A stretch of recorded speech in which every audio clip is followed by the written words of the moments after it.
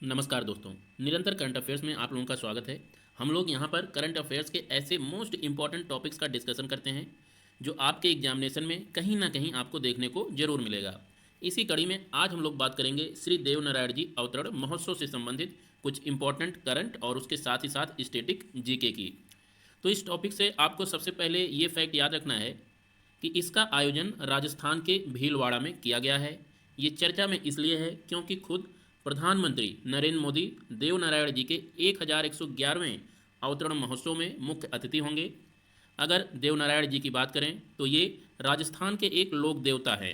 भीलवाड़ा अगर बात करें तो यहाँ पर कहीं भीलवाड़ा जिला पड़ता है राजस्थान में, ये आप ध्यान रखिएगा। राजस्थान के उत्तर में आपको पंजाब राज्य मिलेगा, उत्तर पूर्व में हरियाणा राज्य और पूरब में उत्तर प्रदेश और मध्य प्रदेश इसके सीमा का निर्धारण करते हैं।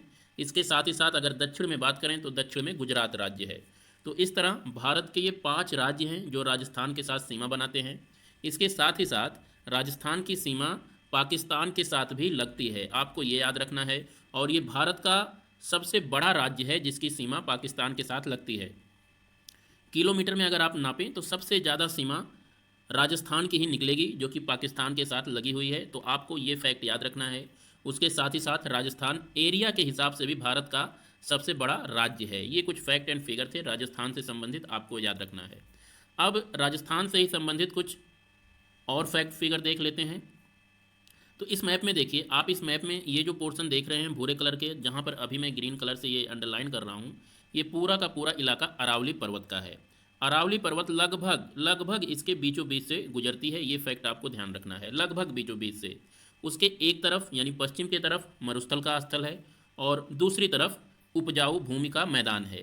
तो ये फैक्ट आपको याद रखना है राजस्थान से संबंधित। यहीं पर ध्यान रखिएगा, राजस्थान की एक खासियत और है कि यहाँ पर जो इसका एकदम से ये जो पूर्वी हिस्सा आप देख रहे हैं ये वाला, इस रीजन को हड़ौती का क्षेत्र कहा जाता है। और ये रीजन थोड़ा पठारी है क्योंकि यहाँ पर ये विंध्याचल के पर्वत के कुछ पार्ट यहाँ पर मौजूद हैं और ये कुछ पठारों का निर्माण करते हैं। तो आप इसे याद रखिए, ये हड़ौती का क्षेत्र है या आप इसे हड़ौती का पठार भी कह सकते हैं। उसके बाद यहाँ पर ये पूरे का पूरा मैदान है, फिर अरावली पर्वत श्रृंखला आ जाती है। उसके बाद जो आप ये पूरे पीले कलर में देख रहे हैं ये मरुस्थल है, रेतीला मरुस्थल है पूरा का पूरा, जिसे थार मरुस्थल के नाम से जाना जाता है। और जो आप ये ऑरेंज कलर का क्षेत्र देख रहे हैं ये संक्रमण का क्षेत्र है। संक्रमण कालीन क्षेत्र का मतलब ना तो यहाँ पे आपको रेगिस्तान जैसे रेतीले टीले देखने को मिलेंगे, ना ही जंगल देखने को मिलेंगे जो कि आपके अरावली में है। तो इस तरह से एक ये संक्रमण का क्षेत्र है जहाँ पर अरावली की पहाड़ियाँ धीरे धीरे खत्म होकर एक रेगिस्तान का रूप ले लेती हैं। तो ये कुछ फैक्ट एंड फिगर थे यहाँ से संबंधित। यहीं पर ही अरावली से संबंधित कुछ फैक्ट एंड फिगर और देख लीजिए। अगर अरावली की बात करें तो अरावली का विस्तार भारत के किन किन राज्यों या किन किन केंद्र शासित प्रदेशों में है, ये क्वेश्चन पूछा जाता है। इसके लिए हम अपने इस मैप में देखेंगे।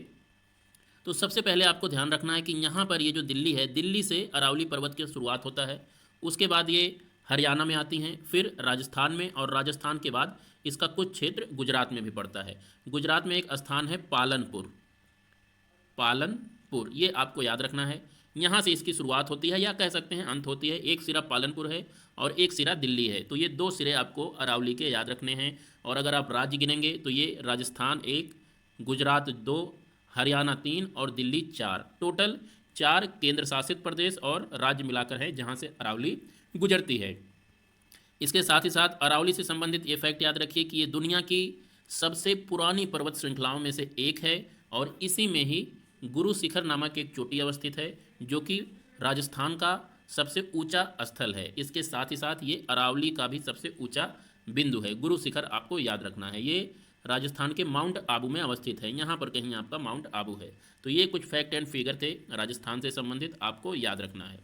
इसके बाद आ जाते हैं अपने दूसरे टॉपिक पर। हमारा दूसरा टॉपिक है चीता पुनर्वास परियोजना। इससे संबंधित जो आपको फैक्ट एंड फिगर याद रखने हैं उसमें सबसे पहली बात ये याद रखिए कि अभी हमने हाल ही में दक्षिण अफ्रीका से एक समझौता किया है। इस समझौते के तहत दक्षिण अफ्रीका से फरवरी में 12 चीते मंगाए जाएंगे। यही फरवरी जो अभी आ रही है उसी फरवरी में दक्षिण अफ्रीका से 12 चीते भारत में आएंगे। इसके बाद यानी 2023 के बाद प्रत्येक वर्ष 10 वर्षों तक 12-12 चीते हर साल भारत में साउथ अफ्रीका से आएंगे। ये हमने समझौता किया है दक्षिण अफ्रीका के साथ, ये आप ध्यान रखिएगा। यानी ये 10 वर्षों का समझौता है। इस 10 वर्ष के समझौते में प्रत्येक वर्ष 12-12 चीते अफ्रीका से भारत को लाए जाएंगे। ये फैक्ट आपको केवल याद रखना है, जो कि करंट अफेयर्स का है। इसके साथ ही साथ कुछ स्टैटिक फैक्ट भी याद रखिए कि हमने 2022 में चीता पुनर्वास के लिए नामीबिया से 8 चीते मंगाए थे। ये फैक्ट आपको याद रखना है। 2022 में हमने 8 चीते नामीबिया से मंगाए थे और ये मध्य प्रदेश के कूनो राष्ट्रीय उद्यान में इन्हें छोड़ा गया था। ये जो अफ्रीका से चीते आ रहे हैं, इन्हें भी कूनो राष्ट्रीय उद्यान में ही छोड़ा जाएगा। तो ये फैक्ट एंड फिगर याद रखिएगा। इन चीतों के आने से अब भारत में चीतों की टोटल आबादी 20 हो जाएगी, क्योंकि 12 अब नए आएंगे और 8 पहले से हैं, तो 12 और 8 20 चीते हो जाएंगे भारत में। अब देखिए यहाँ पर बात कर लेते हैं कि साउथ अफ्रीका है कहाँ। तो ये अफ्रीका महाद्वीप है पूरा का पूरा। इस अफ्रीका महाद्वीप का जो एकदम दक्षिण का देश है उसे ही साउथ अफ्रीका कहते हैं। ये जो आप ब्लू कलर में देख रहे हैं, ये साउथ अफ्रीका देश है। यहाँ से संबंधित आपको एक फैक्ट और याद रखना है कि इसी का पड़ोसी देश है नामीबिया, जहाँ से पहले चीते मंगाए गए थे। इसे मैं कुछ एनलार्ज कर देता हूँ, अब आपको देखने में थोड़ी सी सुविधा होगी। यहाँ पर देखिए, ये है अफ्रीका और ये है नामीबिया। यहाँ से चीतों को 2022 में मंगाया गया था, जो कि 8 चीते आए थे, और अब 2023 में अफ्रीका से 12 चीते मंगाए जाएंगे। तो सबसे पहले ये फैक्ट तो आप याद रखिए कि नामीबिया और साउथ अफ्रीका यानी दक्षिण अफ्रीका दोनों ही एक दूसरे के पड़ोसी हैं, इनकी सीमा एक दूसरे से मिलती है। इसके साथ ही साथ ये भी याद रखिए कि इन दोनों की सीमा एक नदी है यहाँ पे, जिसे कहते हैं ऑरेंज नदी, ORANGE, ऑरेंज यानी संतरा। इसे हिंदी में ऑरेंज नदी ही कहेंगे। तो ये ऑरेंज नदी जो है, ये नामीबिया और अफ्रीका के बीच में सीमा का निर्धारण करती है। ये फैक्ट आपको ध्यान रखना है। इस ऑरेंज नदी का उद्गम यहाँ से होता है, कुछ इस तरह से बहते हुए नामीबिया के दक्षिण में साउथ अफ्रीका के साथ ये नदी सीमा बनाती है, और ये नदी अपने जल को अंध महासागर में विसर्जित करती है। ये जो पूरा का पूरा आप देख रहे हैं, ये अटलांटिक ओशन है या अंध महासागर है, इसी में आके ये नदी अपने जल को प्रवाहित करती है। ये फैक्ट आपको एक ध्यान रखिए। उसके साथ ही साथ साउथ अफ्रीका से एक नदी और आप याद रखिए, वो भी बहुत ही इंपॉर्टेंट नदी है। लेकिन उससे पहले ये ध्यान रखिए कि यहाँ पर इस तरह से मकर रेखा गुजरती है साउथ अफ्रीका के, और इस मकर रेखा को एक नदी काटती है 2 बार। उस नदी का नाम है लिम्पोपो नदी। मैं यहाँ पे लिख देता हूँ, लिम्पोपो नदी। तो आपको यहाँ से फैक्ट याद रखना है कि लिम्पोपो नदी, जो कि साउथ अफ्रीका में बहती है, वो मकर रेखा को 2 बार काटती है। ये क्वेश्चन कई बार पूछा गया है, आपको ध्यान रखना है। इसके साथ साथ ये भी ध्यान रखिएगा कि लिम्पोपो नदी जो है वो अफ्रीका के और जिम्बाब्वे के साथ सीमा का निर्धारण करती है। आप यहाँ पे इसे मैं थोड़ा सा और एनलार्ज कर दूँ। अब देखिए, आप यहाँ पर ये जो येलो कलर में देश देख रहे हैं, ये जिम्बाब्वे है। तो जिम्बाब्वे और साउथ अफ्रीका के बीच में सीमा का निर्धारण लिम्पोपो नदी करती है। ये भी आपको याद रखना है। और अगर लिम्पोपो नदी की बात करें कि ये अपना जल कहाँ विसर्जित करती है, तो ऐसे चलते हुए अफ्रीका में इसका उद्गम होता है, फिर जिम्बाब्वे के साथ ये अफ्रीका का सीमा निर्धारण करती है। उसके बाद मोजाम्बिक नदी मोजाम्बिक में देश में आ जाती है, और उसके बाद फिर यहाँ पर यानी जो ये आपका इंडियन ओशियन में आके अपने जल को प्रवाहित कर देती है। तो ये कुछ फैक्ट एंड फिगर हैं अफ्रीका से संबंधित, आपको याद रखना है। अफ्रीका का ये एनलार्ज मैप है। आज काफ़ी शायद लेट हो गया, काफ़ी फैक्ट बता दिए, तो 1-2 फैक्ट और देख लीजिए कि अफ्रीका में एक पर्वत है, यहाँ पर ये पूरा का पूरा पर्वत है अफ्रीका के यहाँ पर, इसे कहते हैं ड्रैकन्सबर्ग पर्वत। आपको ये याद रखना है, ड्रैकन्सबर्ग पर्वत। उसके साथ ही साथ कालाहारी मरुस्थल नामीबिया, और उसके साथ साथ ये है देश बोत्सवाना और अफ्रीका की सीमा पर अवस्थित है। ये आप ध्यान रखिएगा।